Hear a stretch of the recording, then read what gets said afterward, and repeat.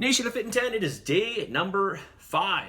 Day number 5, and I've got to commend you guys for the amount of interaction that you've put into Slack.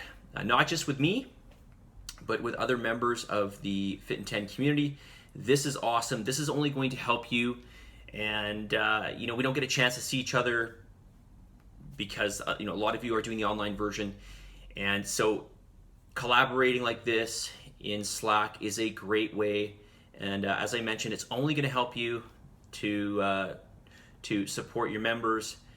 It helps you stay focused. It helps you gain information, and again, it just gives us that sense of community. So we don't feel so alone, right?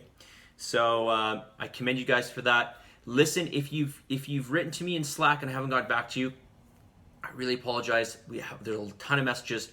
It takes me some time to get through everybody. I will get to you. Sometimes it takes me a couple days, so please just bear with me.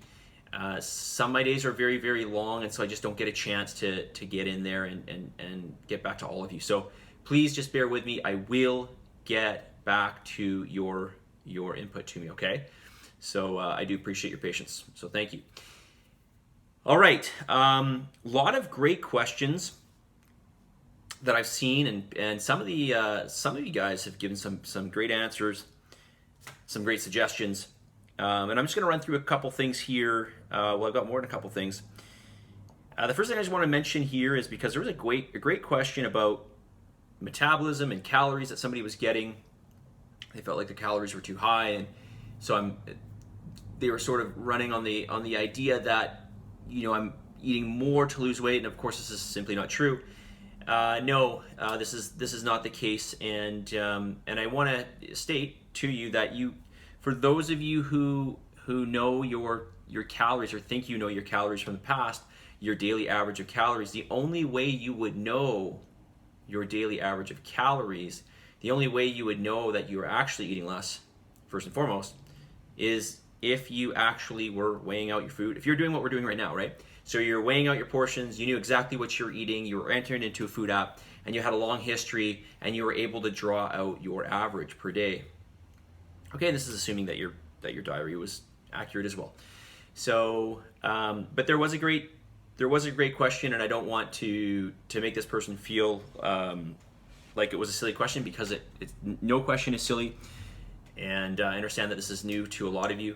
But if you look on your scan, right, the individual scan that you got, the little sheet of paper that you got after you did your in-body with me, you would see that there's a little BMR up there. Okay, your basal metabolic rate, basically your resting metabolic rate, same thing. And this is the amount of energy that your body consumes per day. This is an estimate, but it's pretty accurate.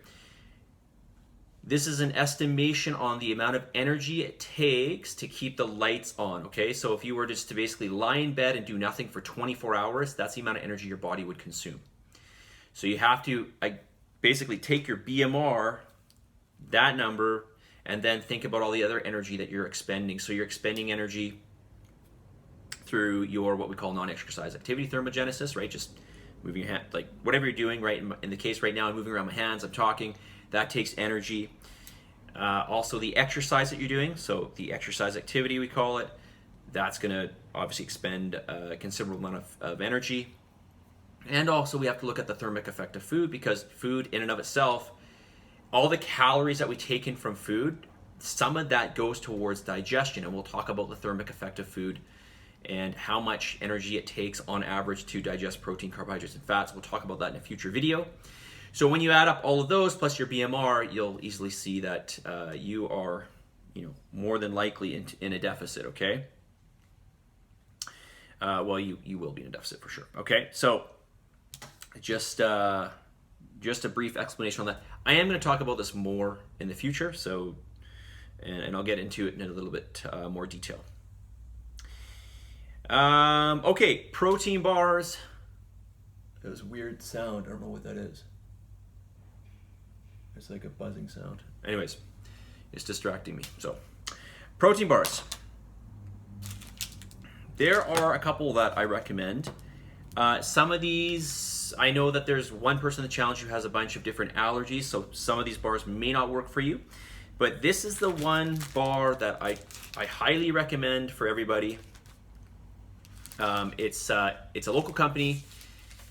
I actually know the owner.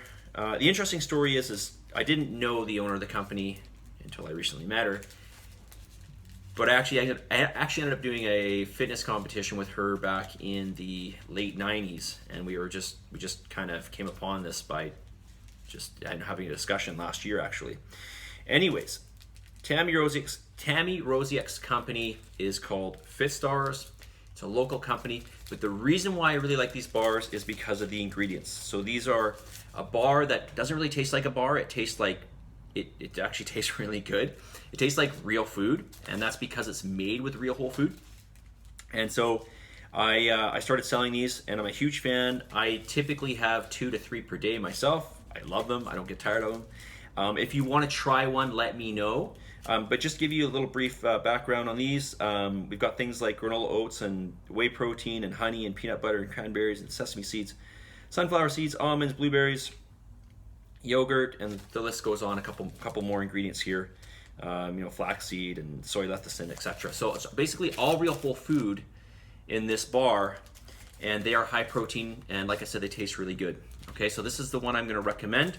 These are not low carb. There's a decent amount of carbohydrates and protein in this, and they're relatively low in fat, anywhere from about 6 to 8 grams of fat per bar. The other bar that I would recommend, but these ones are a little more like your common protein bar. They're, in terms of taste, they taste okay, but they're a little more fake tasting, and that's because they're sweetened with things like aspartame, potassium, and stevia, and what else do they have in here? Erythritol, right? So that's just sugar alcohol. The same sugar alcohol that they make like diabetic candies with. But these are good bars. They are a low carb bar, by the way, so this might be more helpful to you as the challenge moves along and your calories drop a little bit. They've got 20 grams of protein per bar. There is 21 grams of protein, but that's mainly fiber. So we'll talk about fiber in the future and how that affects blood glucose and really should be counted as a carbohydrate. But overall, these are a great protein bar if you're looking for a low carb bar. Costco sells these in boxes. Costco also has their own bar, which I don't have here with me, but it's just the Kirkland low carb protein bar. I can't remember the name of it, but anyways, they should have it there right with the Quest bars. Okay, and these are really cheap to buy at Costco. I think they're under. I got the last couple boxes I got. They were on sale. They were under $2 a bar, so really good value. Okay. Anything else I want to say? Okay, 8 minutes here. Let's get to the message of the day. There's more, but I'll address it tomorrow. So, message of the day.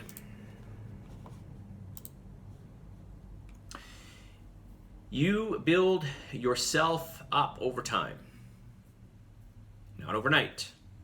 Things, especially hard things that we struggle with, great things, anything of great value, those things take time, okay? So you don't build yourself up overnight, you build yourself up over time. Things take time, be patient. Anybody who owns their own business probably knows this, okay? But anything of any great measure takes time and energy, and even you'll reach times where you question your ability as to whether you can do it or not, or whether you're cut out for it or not, or whether it's going to work for you or not. And this is all normal, okay? But just know that things take time, and to be patient and to work through it, and to keep going, right? So you build yourself up over time, not overnight. Things take time, right? Things take time. Things take time, okay? And we're only on day 5. All right? But we're almost a weekend, okay? So keep,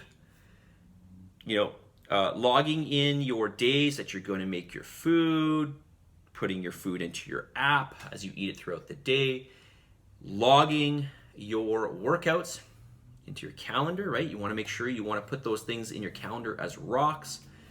Just like other appointments that you have, you put these in your calendar, and this makes you more accountable to them, makes it more real. And keep up with these habits. Before you know it, they'll just be like, they'll just happen, you know, basically by second nature. You won't even think about it, okay? All right. Positive energy, positive vibes, believe in yourself, for the love of God, give some gratitude. I'll talk to you all very soon. See you guys.